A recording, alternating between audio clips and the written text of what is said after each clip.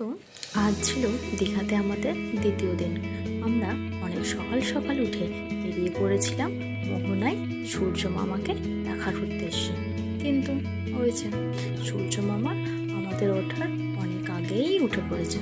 তো কী আর করা যাবে, আমরা ওই দূরে সূর্য মামাকেই একটু দেখে নিলাম। দেখার পর সমুদ্রের ঢেউ দেখলাম, একটু পা ভেজালাম। কিছুক্ষণ এই সমুদ্রের ঢেউ উপভোগ করার পর আমরা চলে গেলাম মোহনায়। তারপর এই যে এই সমুদ্রের ঢেউ আমাদের পুরোই ভিজিয়ে দিয়েছিল। তাও কী আর করা যাবে, এই সমুদ্রের ঢেউয়ের জন্যই তো আমরা এত ছুটে এসেছি। তারপর এই যে সূর্য মামার সেই এত সুন্দর একটি দৃশ্য মোহনা থেকে দেখতে দেখতে বেশ কিছুক্ষণ কাটিয়ে দিলাম। তারপরে সমুদ্রের ঢেউ দেখতে দেখতে একটু খাওয়া দাওয়া করে একটু চা খেয়ে সমুদ্রকে টাটা বাই বাই বলে আমরা রুমে